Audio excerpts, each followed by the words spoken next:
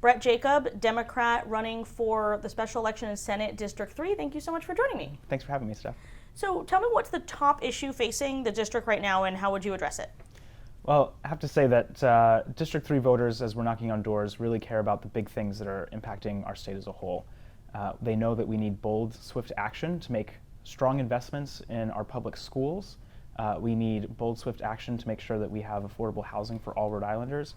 And District 3 voters deeply care about the climate crisis. This is not something that's happening tomorrow. The effects of it are with us right now, and they want to see bold, swift action there. But also, there are day-to-day challenges that District 3 voters, particularly around our aging infrastructure.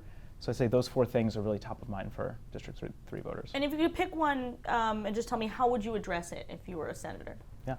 So I think all of the priorities that I mentioned before can't happen unless we make bold action to address our climate crisis. We see the impacts of the intensity of storms. We see the impacts of rising temperatures right now, and we are very thankful that we've set some targets for the state this last session. But we need to make those investments right now. We need to make investments in improving the resiliency of our communities to deal with the changes that we know are happening in our climate. But we also need to make really aggressive measures to reduce our emissions.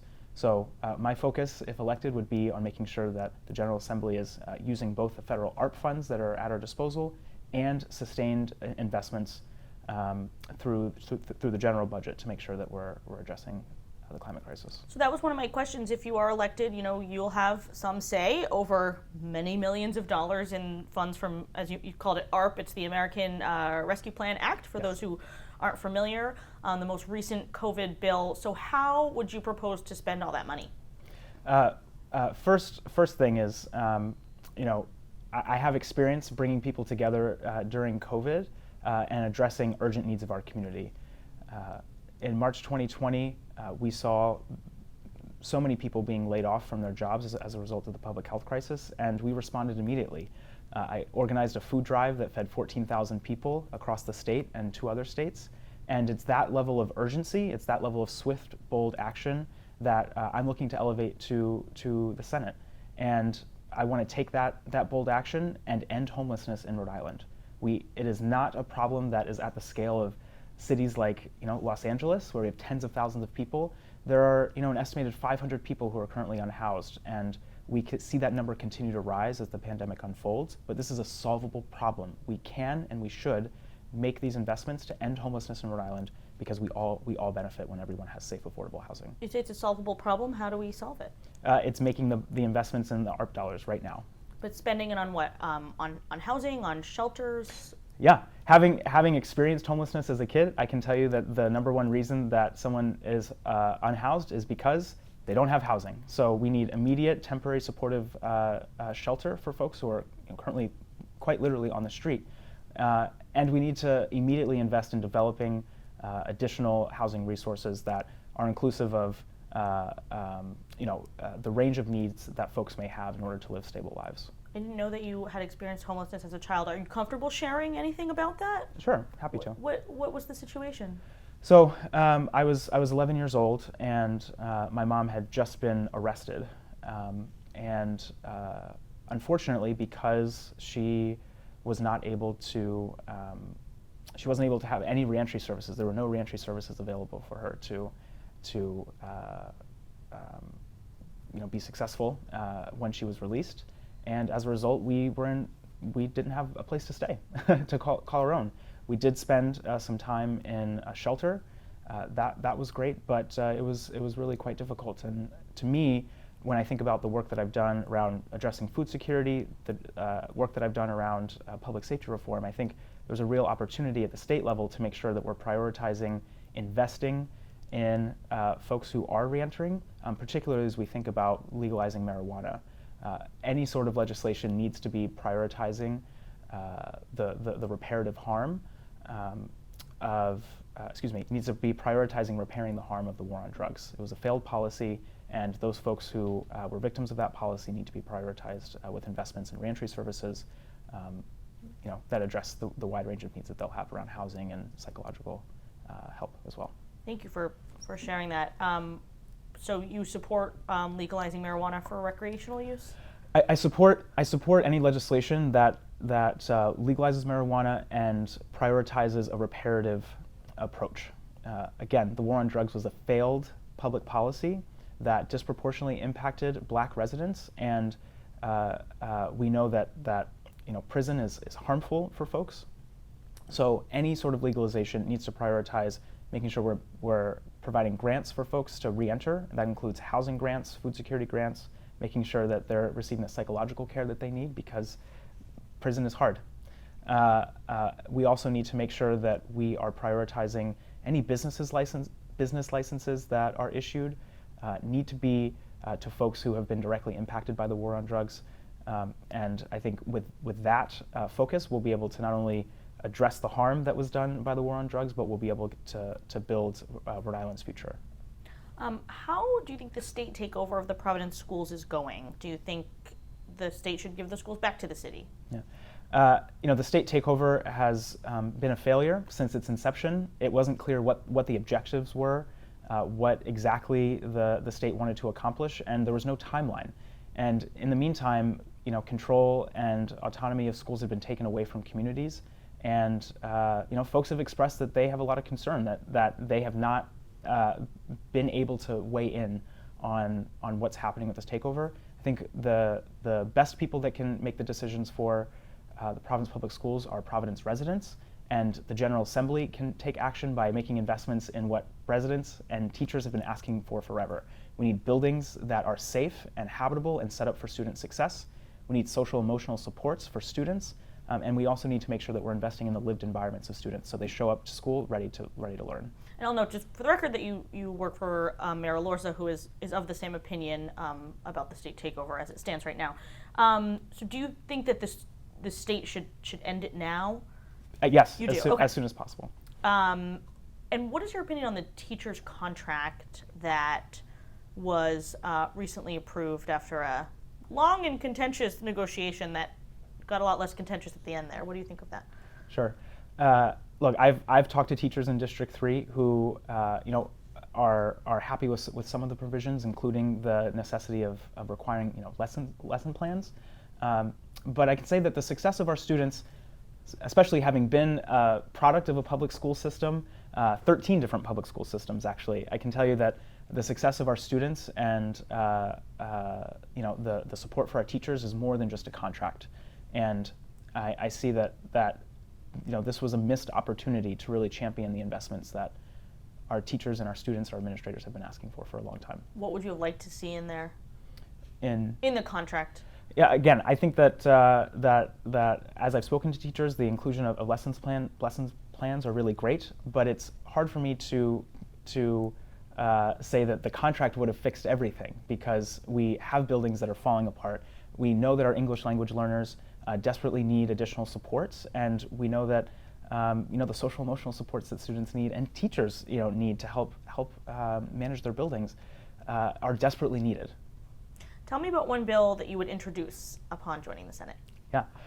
So one thing that I've been working on for a while with the city is examining fine and fee reform. So this cuts across racial, economic, and public safety justice.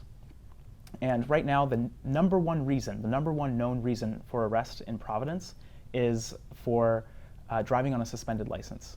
And there was a really wonderful study conducted by Open Doors for the city that found that license suspension is mainly a result of being unable to afford court debt. And so in effect, what we're doing is trapping residents in a cycle of court debt issuance, arrest, and poverty. And these are folks that need to use their licenses for everyday things, like dropping their kids off for school or going to the grocery store. So what I'd like to really introduce at the state level is a mandate for folks' ability to pay these fines to be part of the standard practice, which I know there are many community groups that have already worked on this. But also we need to just eliminate debt-based license suspension. Got it.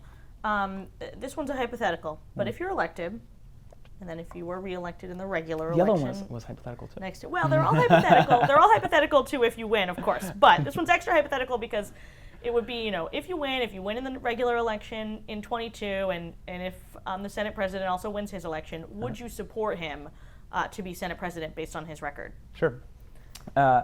So we've got a long legislative session between now and 2022, which is when, as you noted, the Senate president is up for election. I want to support Senate leadership that is willing to pass progressive legislation. And I hope that just like any other senator, that Senate leadership would want to earn my vote, and they can earn my vote by us working together to pass progressive legislation. Brown University owns more than $1 billion worth of real estate, most of it on the east side. They're tax exempt, of course, as a nonprofit. They do pay some voluntary payments to the city, of course, but much less than the full taxation of all this land that they own. Much of it that's in your district. Do you think that Brown should be contributing more to the city or to the neighborhoods? So Brown University and all of these large nonprofit institutions are community members just like we are. They draw on municipal and state resources just like the rest of us, and they need to be contributing to the vitality of our neighborhoods just like the rest of us. There are institutions like Brown University and others that have a history of displacing Providence families from their neighborhoods, and in some way, contributing to the wealth inequality that we see in some of our residents. So I think that there is an opportunity for Brown University to come to the table. That is, of course, a conversation that Brown University and the city have to have, but I fully support additional contributions the university and others can make. Yeah, I think their most recent MOU expires next year, so you'd hope that they would be willing to contribute more. Absolutely. Do you think the Fain Tower should be built? Look, the Fain Tower doesn't sound like it's going to be going through, and we have urgent needs in our community. We have increasing population of folks who are experiencing homelessness. We have an increasing population of folks who are experiencing food insecurity as a result of the pandemic, and our low-income Black and brown communities have not fully recovered economically. And frankly, the rest of the state hasn't fully recovered economically from this pandemic. And to prioritize luxury housing over the urgent needs that Rhode Islanders have right now isn't something that I'm interested in supporting right now. But if we want to make bold investments in making sure everyone has a house, let's do it. You talk about housing, building more housing being important. Yes, that's luxury housing, but there's an argument that if you build the market rent apartments, then the folks who have a higher salary that are living in the triple deckers and will move into the luxury housing and open up more housing for folks middle income. Do you buy that argument? Sure. I mean, I think there is definitely some legitimacy to that argument. It sounds a lot like trickle-down economics to me, and I would like to see a focused, prioritized investment in people that are unhoused right now. You cannot make decisions about the well-being of your family. You cannot make decisions about how you engage in the workforce, and you can't expect to have a good education if you do not have a stable, affordable home. And we need to prioritize making those investments. What do you think should happen with the Superman building? I'm excited to read the details of a proposal that the governor has said is potentially at work, and I think that I would absolutely support saving that building. I also want to make sure that any state resources that are dedicated towards saving that building are making sure that we have good union jobs on any of the construction, making sure that we're prioritizing housing for those who need it most, particularly those who are unhoused, and making sure that any jobs after that are also providing folks a living wage. So we'll see the details when they come out. If you're elected, would you push for the General Assembly to approve the pension obligation bond that's been proposed to shore up the city's unfunded pension liability? And if not, what else would you propose? Yeah, I mean, we have to do something. The safety and stability of Providence's financial future is going to impact the entire state. So, I look forward to seeing the final assessment of the working group that's been going on, and reading that before I make my decision. We have to do something. We cannot kick this can down the road, and the stability of Providence's financial future is imperative for the rest of the state's success. I want to ask you about police. Do you think the police department should hire more officers or increase its budget to address the increase in violence in the city? Sure. So let's look at the facts. The facts are that 4% of all calls for service that come into the police department are Part 1 crimes, the most serious crimes that. And you're that are citing the committed. PFM report. Correct. And those are the kinds of things that officers should be focusing on. In addition, last year alone, we had nationwide and local protests that called for a re-examination of the system of policing that we have in this country that we know doesn't work for everyone. Absolutely every Rhode Islander deserves to feel safe when they're walking through their neighborhoods. And I firmly believe that. But the system that we've designed does not allow everyone to feel safe. And I believe we have an opportunity to invest in alternative systems that help people feel safe. I've done this work with the city, working on standing up a behavioral health crisis response program so that folks who are experiencing mental illness or folks who are maybe experiencing an overdose get a response from trained professionals that can address their immediate crisis and the long-term needs that they may have. It's those kinds of investments that we need to be making, and I think the General Assembly is poised to be in a great position to help incentivize municipalities to make those kinds of investments. So do you disagree with those who say we need to get 100 more officers in, we need to do 2 academies, we need to get more officers in here? Is that not the right approach? Well, I mean, I would go back to what Chief Clemens said at the Emergency City Council meeting. He said himself that more officers doesn't necessarily mean less crime, and I think that that we can be smart about these investments, think about what it is that we're actually asking our police officers to respond to, and whether or not that response actually requires a badge and a gun. And my last question for you, look, there's 5 Democrats in this race who obviously share opinions on a lot of policies. What distinguishes you from your competitors? Great question. I think that it's really, there are really 3 key things that are important for this next elected official to have. One, we need to prioritize lived experience. There are so many big pressing issues that are facing all of Rhode Island. And those issues around poverty and food insecurity and housing insecurity and criminal justice reform, it's time that we elect somebody that actually has the lived experience of being on the other end of a broken system. I know what that's like, and I've persevered because I've had people that have believed in me, but I believe our public systems need to begin doing that level of investment and support for folks. So lived experience is one. The second piece is you need practical experience actually navigating these really complicated legal, financial, political systems. I'm kind of a nerd, so I love doing that, and I've had success doing it both in working on a behavioral health crisis response program and also looking at alternatives to arresting folks for driver's license suspensions. And thirdly, what we really need is somebody who has community ties. I'm a proud transplant Rhode Islander. I'm a proud dog dad.